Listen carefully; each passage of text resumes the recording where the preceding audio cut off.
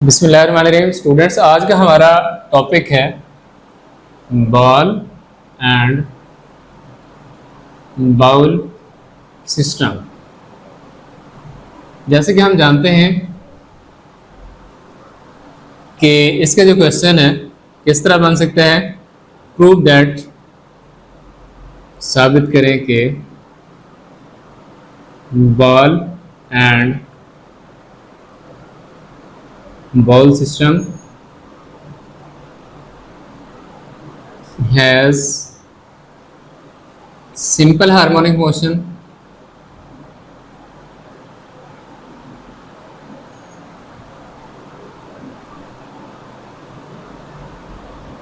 हम 10th class की physics पढ़ रहे हैं।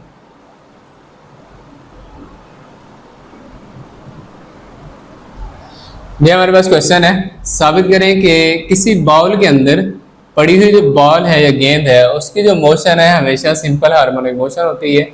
इससे पहले हमने मोशन और रेस्ट के बारे में समझा था, पढ़ा था। मोशन का कंसेप्ट किया था क्या था और रेस्ट का कंसेप्ट क्या था। मोशन का कंसेप्ट ये था कि अगर कोई बॉडी अपने सराउंडिंग के लिहाज से या इर्द गिर्द के लिहाज से अपनी पोजीशन या जगह चेंज कर रही है, हम ये कहेंगे वो बॉडी जो है वो मोशन में है, वो बॉडी मूव कर रही है। अगर तो वो बॉडी अपने सराउंडिंग के लिहाज से या अपने इर्द गिर्द के लिहाज से, माहौल के लिहाज से अपनी पोजीशन या जगह चेंज नहीं कर रही, तो हम ये कहेंगे वो बॉडी मोशन में नहीं है, रेस्ट में है। ठीक है, वो बॉडी रेस्ट में है। ये हमने पढ़ा था। इसके बाद हमने टाइप्स पढ़ी हुई है मोशन की। इनमें एक टाइप आती है वाइब्रेटरी मोशन। वाइब्रेटरी मोशन किसी बॉडी की वो मोशन होती है जिसमें बॉडी क्या करती है, अपने मेन पोजीशन के इर्द गिर्द वाइब्रेट करती है। और उसका दूसरा नाम हमने यहाँ पे आके 10th के स्टार्ट में पढ़ा है, ऑसिलेटरी मोशन। ठीक है, जहाँ पे वाइब्रेशन लिखा हुआ होता है वहाँ पे हमने ऑसिलेशन या वाइब्रेशन एक ही चीज़ होती है। जहाँ पे ऑसिलेशन लिखा होगा उसका मतलब वाइब्रेशन है, बॉडी मूव कर रही है या वाइब्रेट कर रही है। ठीक है, कि वो बॉडी मोशन में है। इसी तरह वाइब्रेटरी मोशन या ऑसिलेटरी मोशन, ये एक ही चीज़ के दो नाम है। फिर हमने यहाँ पे सिंपल हार्मोनिक मोशन जो लिखा हुआ है ये पढ़ा था। सिंपल हार्मोनिक मोशन भी वाइब्रेटरी मोशन की एक टाइप है जिसमें बॉडी अपनी मेन पोजीशन के इर्द गिर्द मूव करती है, हरकत करती है, या एक्सट्रीम पोजीशन की तरफ जाती है, या फिर एक एक्सट्रीम पोजीशन की तरफ जाती है, या फिर दूसरे एक्सट्रीम पोजीशन की तरफ जाती है। उनके हमने नाम भी रखे हुए हैं, वो भी हम समझेंगे ज़्यादा एक्सप्लेनेशन से। अब इसमें देखें, सबसे पहले हमारे पास एक बाउल है। एक बाउल है, बाउल के अंदर जो है एक बॉल पड़ी है। क्या पड़ी है? एक बॉल पड़ी है, गेंद कहते हैं जिसे हम बॉल कहते हैं या गेंद कह देते हैं। ये सेंटर में होगी। बॉल कहाँ पड़ी होगी? सेंटर में। इस पॉइंट का नाम क्या है? ओ। ओ क्या होता है हमारे पास? मेन पोजीशन होती है किसी बॉडी की मोशन की। अब इसके अलावा ये वाला जो पॉइंट है इसे हमने ए का नाम दे दिया, इस पॉइंट को हमने बी का नाम दे दिया। अब ये जो ए है ये एक एक्सट्रीम पोजीशन है हमारे पास, और ये जो बी है ये दूसरी एक्सट्रीम पोजीशन है।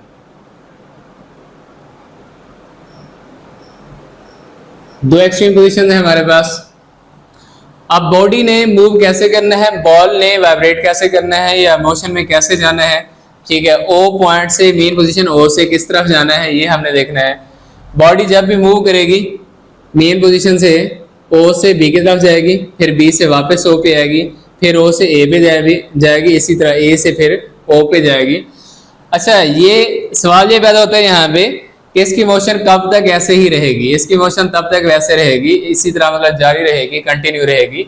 इसकी मोशन ऐसे ही चलती रहेगी जब तक कि इसकी एनर्जी मुकम्मल तौर पे ख़त्म ना हो जाए। किसकी वजह से ख़त्म होगी?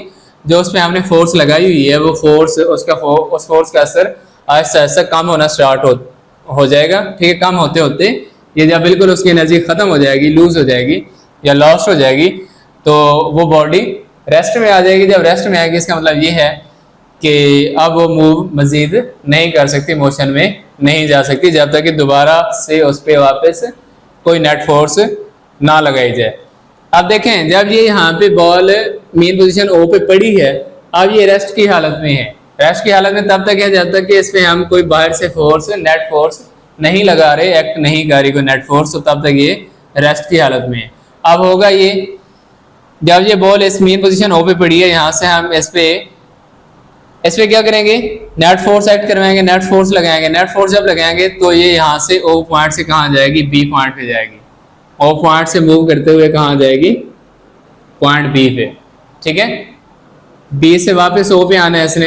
अब हमने ये देखना है, सवाल यहाँ पे ये पैदा होता है कि ओ से बी की तरफ जाते हुए तो इसकी वेलोसिटी या स्पीड क्या होगी, या ओ से ए की तरफ जाते हुए इसकी वेलोसिटी या स्पीड क्या होनी चाहिए, ठीक है। ये चीज़ें हम देखेंगे। पॉइंट्स यहाँ पे हम बना लेते हैं कि फ्रॉम मेन पोजीशन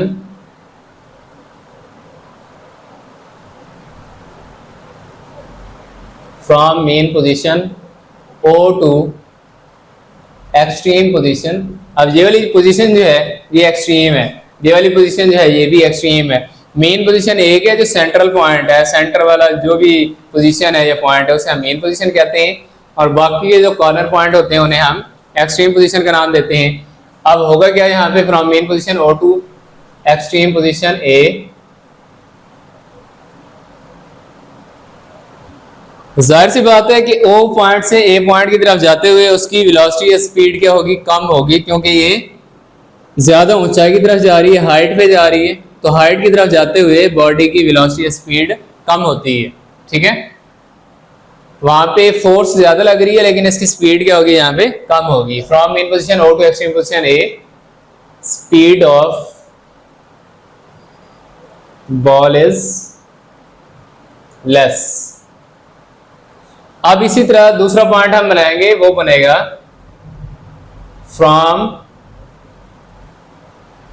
अब मेन की जगह पे क्या आ जाएगा, इसका हम उल्ट करेंगे क्योंकि ए पॉइंट एक्सट्रीम पोजीशन पे पहुंचने के बाद इसने वापस ओ पॉइंट पे आना है, ठीक है, क्योंकि इसने ऐसे ही अपनी मोशन जारी रखनी है।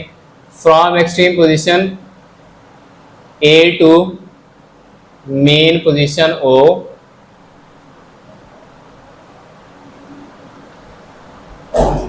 स्पीड ऑफ बॉल इज, यहां पे स्पीड ऑफ बॉल क्या होगी, ज्यादा होगी, मोर होगी या लार्जर होगी। क्यों होगी, क्योंकि जब ज्यादा हाइट से कम हाइट की तरफ कोई चीज आती है, बुलंदी से कम बुलंदी, ज्यादा बुलंदी से कम बुलंदी की तरफ, तो हमेशा उसकी स्पीड ज्यादा हो जाती है किसी बॉडी की, किसी भी चीज की। यहाँ पे बॉल है तो बॉल की स्पीड क्या होगी, ज्यादा हो जाएगी, ठीक है। अब ओ पॉइंट पे पहुंचने के बाद एक लम्हे के लिए रुकेगी, ठीक है, वहां पे दोबारा से फिर उसने क्या करना है, यहाँ से ओ से बी की तरफ जाना है। तो फिर पॉइंट क्या बनेगा, from mean position O to, from mean position O to, अब क्या है, कहाँ जाना है इसने, कौन सी एक्सट्रीम पोजीशन पे जाना है, दूसरी एक्सट्रीम पोजीशन जो है जिसका नाम हमने क्या रखा हुआ है, extreme position B। Speed of ball is, speed of ball क्या होगी, लेस होगी। इसी तरह from extreme position B,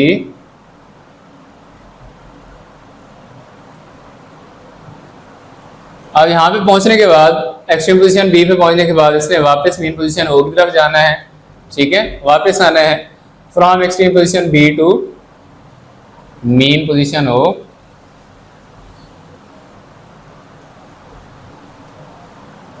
speed of ball is,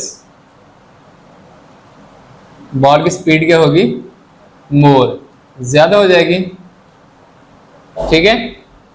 ये पॉइंट्स इस तरह बनेंगे। अब इसमें खास बात ये है कि बॉडी जो है वो वाइब्रेट कैसे कर रही है, बॉल जो है जो बाउल के अंदर पड़ी हुई है, बाउल के अंदर जो बॉल पड़ी हुई है वो कैसे वाइब्रेट कर रही है, मेन पोजीशन O से एक एक्सट्रीम पोजीशन की तरफ जाती है या फिर दूसरी एक्सट्रीम पोजीशन की तरफ जाती है, फिर वापस मेन पोजीशन पे आती है। इस तरह की जो मोशन है, मेन पोजीशन के इर्द गिर्द अपनी मोशन जो जारी रखे हुए है, इस मोशन को हम कहते हैं सिंपल हार्मोनिक मोशन।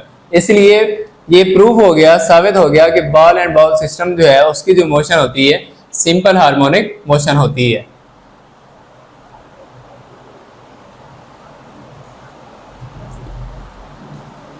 अच्छा, इसके अलावा एक और चीज भी है, यहाँ पे वेट भी एक्ट करेगा। बॉल जो होगी उसका वेट होगा W=mg। आप समझते हैं M क्या होता है, M का मतलब है मैस ऑफ बॉडी, जी होता है हमारे पास ग्रेविटी या ग्रेविटेशनल एक्सेलरेशन कहते हैं, जिसे हम, जो कि क्या होता है, acceleration of freely falling bodies. जो बॉडीज ऊपर से गिरी होती हैं, ठीक है, आज़ादाना नीचे की तरफ आती हैं, जो अजसाम नीचे फ्रीली आते हैं, उन्हें हम कहते हैं, उनका जो एक्सेलरेशन होता है उसे हम कहते हैं ग्रेविटी या gravitational acceleration. Gravity short form है और ग्रेविटेशनल एक्सेलरेशन उसका फुल नेम है। और डब्ल्यू, जो ये स्मॉल डब्ल्यू लिखा हुआ है, ये उसका वेट है बॉडी का। और वेट हमेशा किसकी तरफ एक्ट करता है, कैसे एक्ट करता है, डाउनवर्ड एक्ट करता है।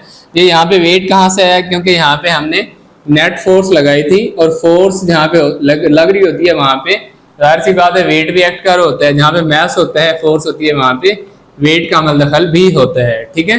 तो यहाँ पे वेट जो है W=mg है हमारे पास। अच्छा, अब है हमारे पास simple pendulum.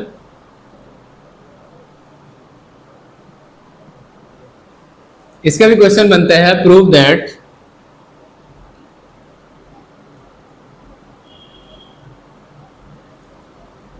Motion of Bob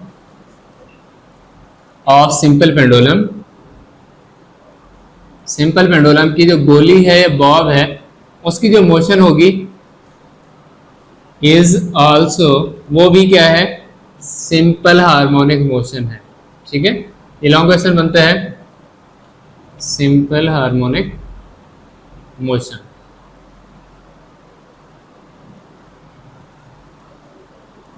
तो इसमें भी हमने ये समझना है कि सिंपल पेंडुलम, पहले तो ये देखना है सिंपल पेंडुलम होता है क्या है।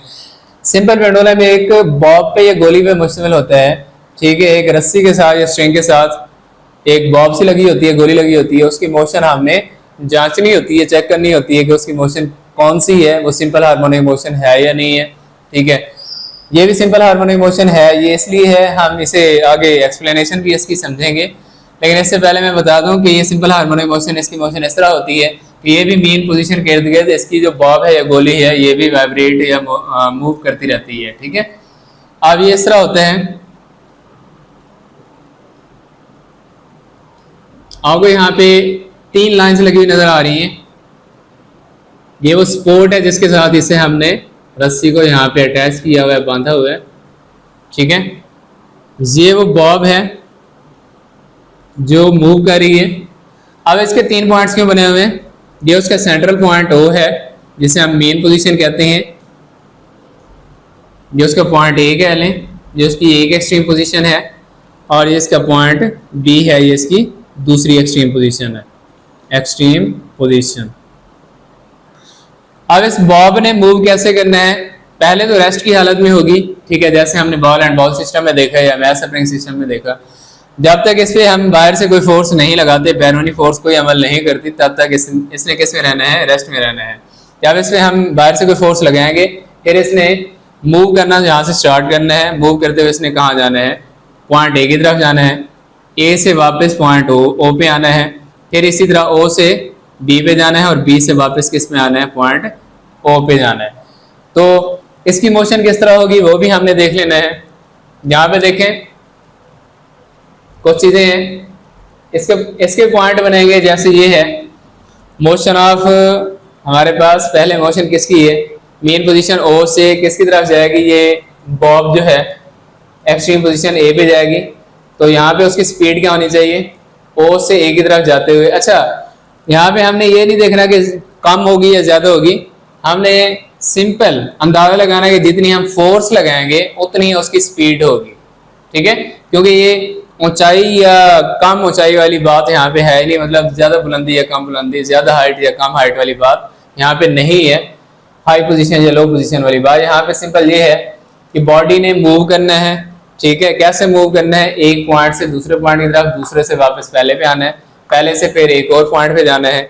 उनका आपस में क्या रिलेशन है, मेन पोजीशन एक पहला पॉइंट है, दूसरा एक्सट्रीम पोजीशन है, तीसरा भी एक्सट्रीम पोजीशन है।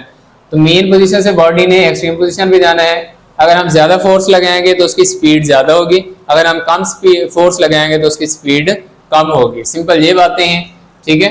इसके अलावा हमने ये नहीं देखना कि इसकी फोर्स यहाँ पे कितनी लगाई जा रही है और स्पीड कितनी है, जितनी फोर्स लगाएंगे उतनी ही स्पीड होगी, ठीक है। सिंपल इसमें ये है। अच्छा बेटा, अब हमने कुछ और चीजें देखनी है। इसमें देखे यहाँ पे मैंने लिखा है एम क्या है, मैस ऑफ बॉब है। जो बॉब या गोली हम इस्तेमाल करें उसका जो मैथ्स होगा उसे हम एम से डिनोट करेंगे। अब ये एम आपको कहाँ कहाँ लिखा हुआ नजर आ रहा है, एम आपको ये एक्सट्रीम पोजीशन बी पे लिखा हुआ नजर आ रहा है, मेन पोजीशन ओ पे भी लिखा हुआ नजर आ रहा है और एक्सट्रीम पोजीशन ए पे भी लिखा हुआ नजर आ रहा है। इसका मतलब ये है कि बॉब जो है वो कहाँ से कहाँ मूव करती फिर रही है, ठीक है। ओ से ए पे जा रही है, ए से वापस ओ पे आ रही है, ओ से फिर बी पे जा रही है, बी से वापस ओ पे आ रही है। इस तरह उसकी मोशन तब तक जारी रहेगी जब तक इसकी फोर्स, इस पे लगने वाली जो फोर्स है, ये एक्ट करने वाली फोर्स है, उसका असर खत्म नहीं हो जाता या कैंसिल नहीं हो जाता, तब तक ये मूव करती रहेगी जब तक इसकी स्पीड या एनर्जी जो है वो बिल्कुल खत्म नहीं हो जाती। एनर्जी खत्म होगी तो इसकी स्पीड भी खत्म हो जाएगी, ये रुक जाएगी तो इसकी स्पीड बिल्कुल जीरो हो जाएगी, जाहिर सी बात है ये रेस्ट की हालत में चली जाएगी। इसके अलावा कुछ और चीजें हैं, यहाँ मैंने लिखा है W is equal to mg। ये क्या चीज है, W वेट है, m क्या है मास ऑफ बॉब और g क्या है ग्रेविटेशनल एक्सेलरेशन या ग्रेविटी है। इसके अलावा यहाँ पे ये इसके नीचे मैंने mg लिखा हुआ है, ये तो वेट हो गया। अब mg sin थीटा और mg cos थीटा क्या चीज है, असल में वेट और फोर्स जो है वो सेम चीजें होती हैं। फोर्स भी एक वेट है, ये वेट भी एक फोर्स है, क्योंकि दोनों का यूनिट सेम होता है न्यूटन, ठीक है। तो W is equal to mg हम कहते हैं। अब फोर्स के कंपोनेंट्स होते हैं, फोर्स का एक कंपोनेंट होता है जिसे हम कहते हैं Fx, ये फोर्स का हॉरिजॉन्टल कंपोनेंट है, हॉरिजॉन्टल कंपोनेंट। इसी तरह हमारे पास दूसरा Fy है जो कि फोर्स का वर्टिकल कंपोनेंट है। और ये जो इसके कंपोनेंट हैं Fx को हम F cos थीटा लिखते हैं और Fy को हम, ये इसका फॉर्मूला है F sin थीटा, ठीक है। ट्रिग्नोमेट्री के अंदर ये इस तरह यूज किए जाते हैं। F जो है वो W के इक्वल है, तो ये बनेगा W cos थीटा और ये बनेगा W sin थीटा। और हमें पता है W is equal to mg होता है, तो ये फोर्स का x कंपोनेंट जो है, ये हॉरिजॉन्टल कंपोनेंट जो है वो बन जाएगा mg cos थीटा, और फोर्स का जो y कंपोनेंट है वो क्या बन जाएगा mg Fy जो है वो है हमारे पास mg sin थीटा बन जाएगा, ठीक है। ये कुछ चीजें थी, हमने सिंपल हार्मोनिक मोशन समझी कि सिंपल पेंडुलम की जो मोशन होती है, बॉब की मोशन, वो क्या होती है, सिंपल हार्मोनिक मोशन होती है। इस वजह से होती है क्योंकि मेन पोजीशन के इर्द गिर्द अपनी मोशन वो जारी रखती है। इसके अलावा हमने एक फार्मूला पढ़ना है टाइम पीरियड का। पहले तो हमें पता होना चाहिए टाइम पीरियड होता है क्या है। टाइम पीरियड वो ड्यूरेशन होती है जो बॉडी अपना एक चक्कर कंप्लीट करने में, मतलब मेन पोजीशन ओ से ए की तरफ जाते हुए, ये ए से वापस ओ की तरफ जाते हुए जो एक ट्रैवलिंग कंप्लीट करती है, ठीक है, जर्नी कंप्लीट करती है, उसे हम क्या कहते हैं, उसका उस ड्यूरेशन को टाइम पीरियड, ठीक है। अब टाइम पीरियड का यहाँ पे फार्मूला जो है हम ये यूज करते हैं सिंपल पेंडुलम के लिए, T is equal to 2 pi L over G under root. इसमें पाई जो है ये सर्कमफेरेंस है सर्कल का, ठीक है। जो बॉडी वाइब्रेट कर रही होती है उसका जो पाथ होता है उसे हम क्या कह सकते हैं, उसका जो सर्कमफेरेंस है। और L जो है वो लेंथ ऑफ स्ट्रिंग है, रस्सी की लंबाई है, ठीक है, ये वाली। और G जो है वो ग्रेविटेशनल एक्सेलरेशन है। इसके अलावा एक और चीज है, यहाँ पे आपको T लिखा हुआ नजर आ रहा होगा। T जो है ये टेंशन है।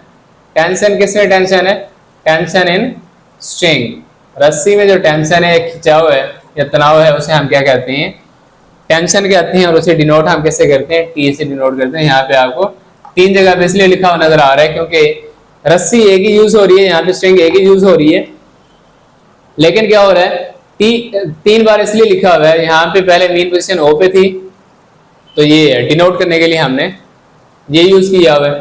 फिर मेन पोजीशन O से A पे जाएगी तो ये ऐसे बन जाएगा, फिर वापस O पे आएगी तो ये दोबारा O से फिर B पे जाएगी तो हमारे पास ये होगा, ठीक है।